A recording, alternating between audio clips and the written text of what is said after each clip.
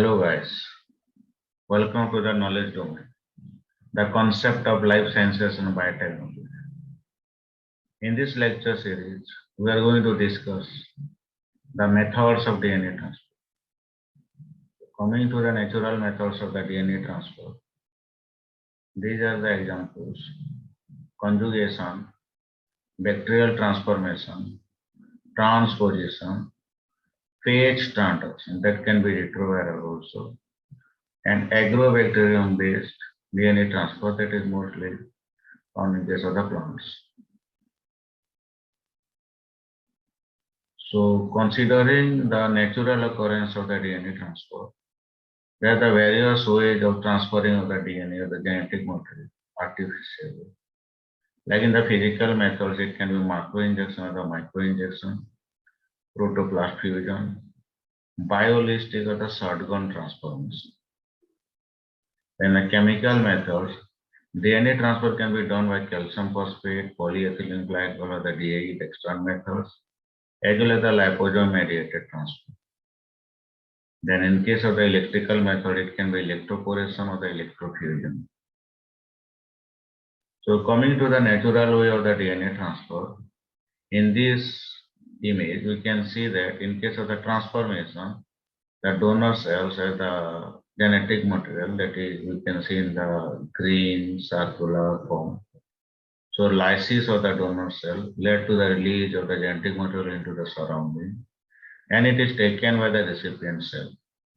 So the recipient bacteria is taking the DNA from its surrounding environment. So simultaneously in parallel we can see in case of the transduction, a bacteriophage or a bacteria eating virus that infected a bacteria, and during the packaging of the viral genome inside the envelope of the virus, it also packages some of the bacterial genome. And this bacterial genome is transferred into recipient bacteria through the infections of this bacteriophage.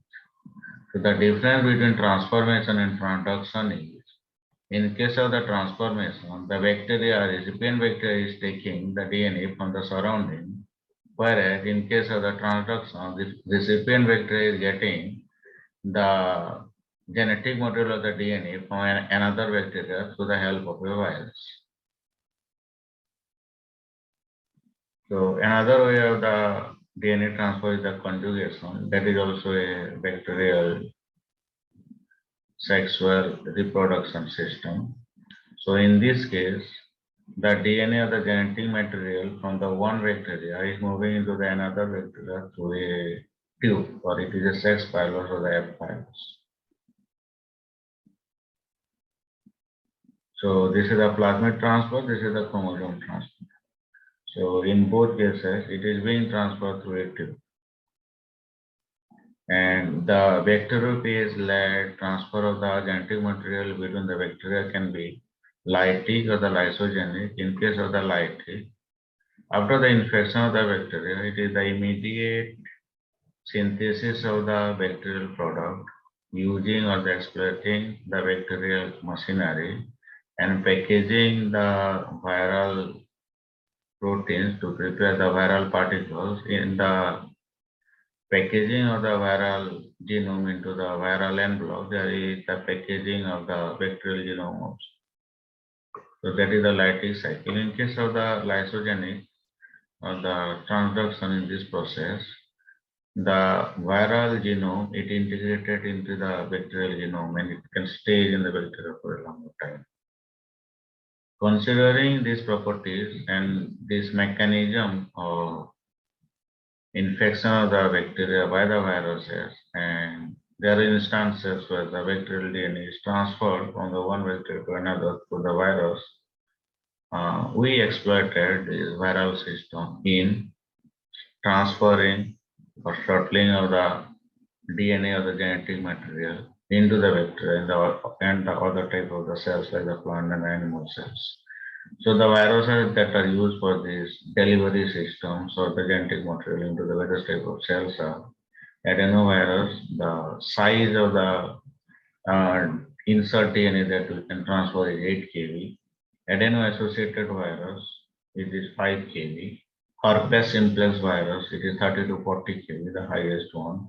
Retrovirus, it is 8 kb. Lentivirus, it is 10 kb. And vaccinia, it is 25 kb. And this is another compilation of the various types of the viruses, their genome size, and the amount of the DNA we can transfer using this viral delivery system. Adenovirus, it is a Adenoviridae family. The species is the human of the chimpanzee. Adeno-associated is the human. Then alpha virus, it is the zoonotic mammal. NDV, that is a paramyxoviridae, zoonotic in the birds. Vaccinia, that is a pox viridae, it is zoonotic bovine. AV pox, that is pox viridae, zoonotic in the birds. VSB, that is a rhabdoviridae, zoonotic in the mammals. So in the previous slides, we have discussed or we learned the various ways of the genetic transfer naturally. So in this case, the desired gene that we have in the bacteria, plant, or animals, that has to be amplified with the PCR, and we need to construct a plasmid. This is the target of the desired gene constructed in the plasmid. The source is bacteria, plant, or the animals, or it can be another plasmid. Then this is transformed into the plant or the animal cells or any cells we want. It can be the bacterial or the fungal cells also. Then this plasmid is inserted into the plant or the animal cells, and it is integrated into the plant or the animal genome. And this plasmid, like the viral delivery system, has a capacity of taking various sizes of the desired amount of the DNA that is our target. Like the plasmid 5 to 25 kb, lambda phase 35 to 45 kb, P1 phase 70 to 100 kb, PEG that is 100 to 300 kb, bacterial artificial chromosome that is 100 to 300 kb, each artificial chromosome between 200 kb to 2000 kb, and the human artificial chromosome that is more than 2000 kb. This is the Agrobacterium tumefaciens that is responsible for tumor induction in case of the plants. So this is the plasmid. Here it has the tDNA. This is the tDNA. This is a part of the Ti plasmid, tumor inducing plasmid in the plant. This is the natural process when a wounded plant that is infected with this bacteria. And this is the various the VIR protein that is synthesized from the VIR region of this plasmid. And they actually transfer this T part of this plasmid into the nucleus of the plant cell.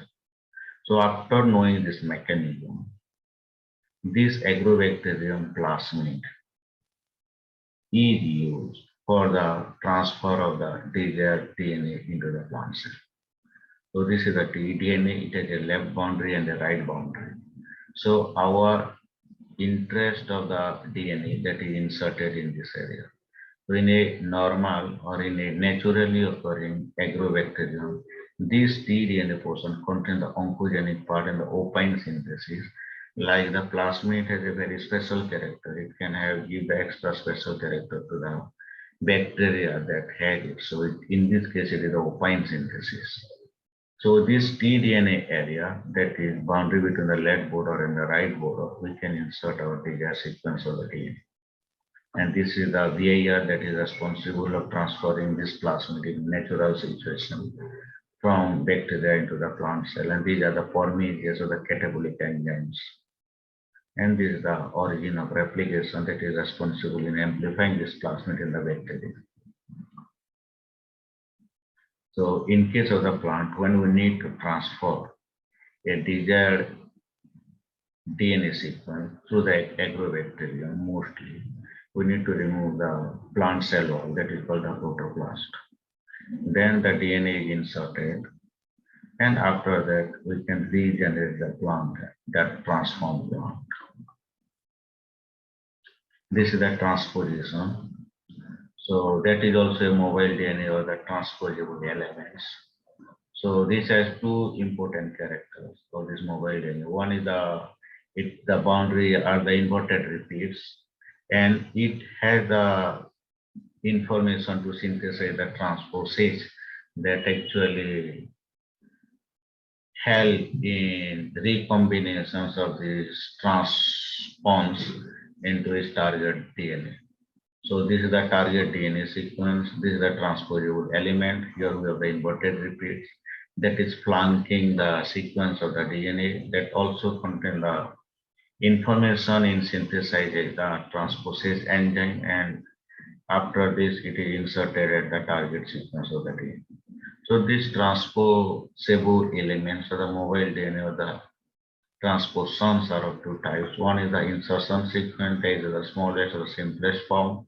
The size is almost 1 kb and the inverted repeats are 10 to 50 bp in length.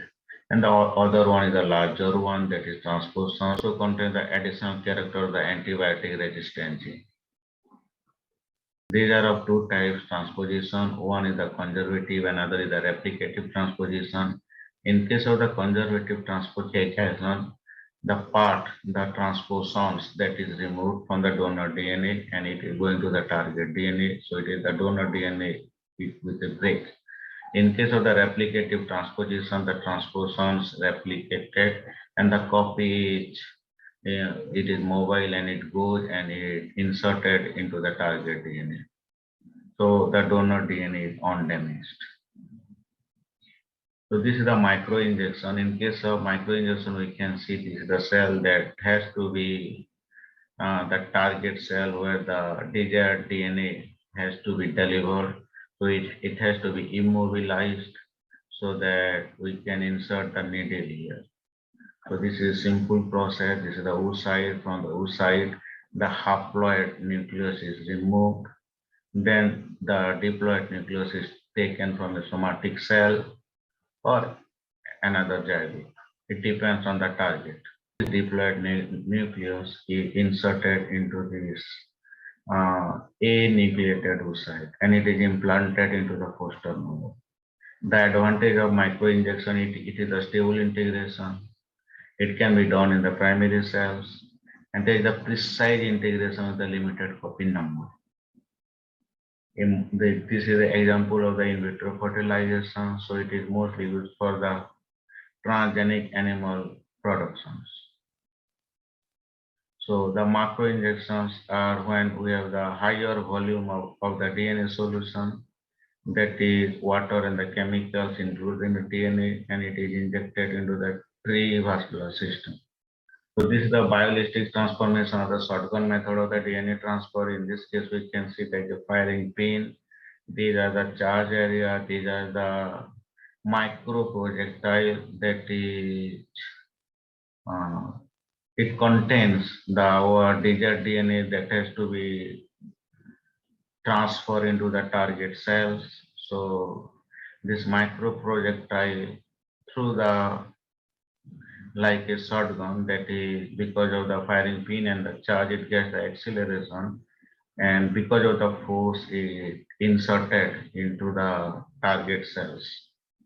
So the advantage is we can do the transfer of the genetic material into the subcellular organelles like the mitochondria and the chloroplast.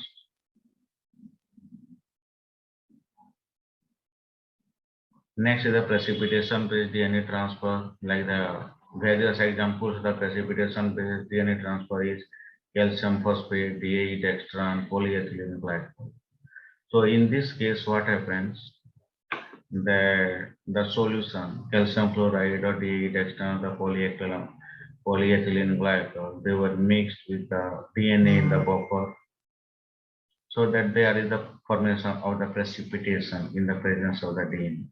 So DNA is found in the precipitate. Then it is incubated with the target cell. Target cells take the precipitate DNA by the phagocytosis process.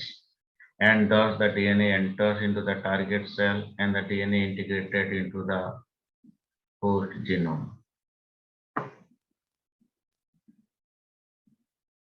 This is the liposome, this is the phospholipid, so it forms a bilayer, and after this bilayer we can see the liposome, which is a bilayer structure, and the hydrophilic part of this phospholipid. It is found on both sides of this spherical structure. So water is found in the both cases.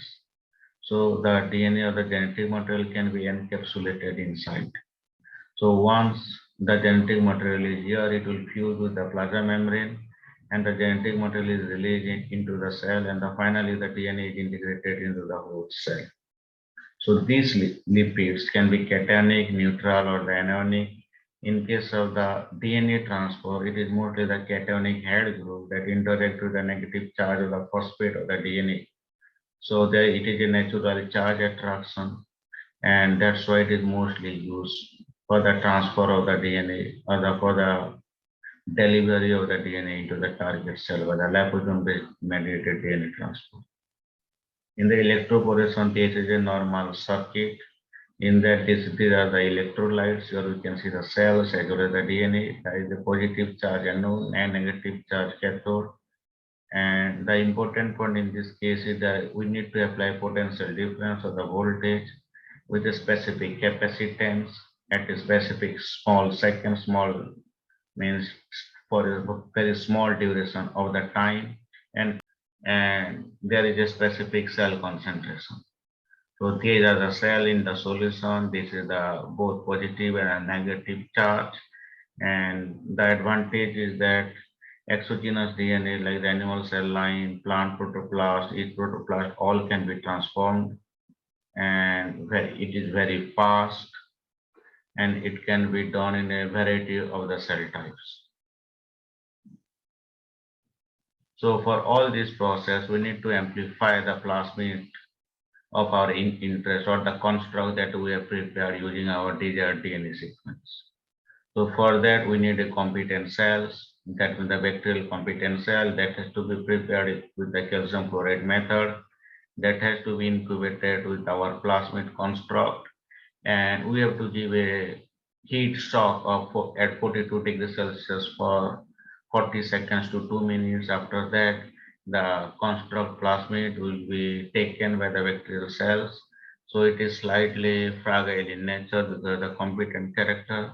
So it has to be incubated at 37 degrees Celsius for 40 minutes to 1 hour so that it is naturalized.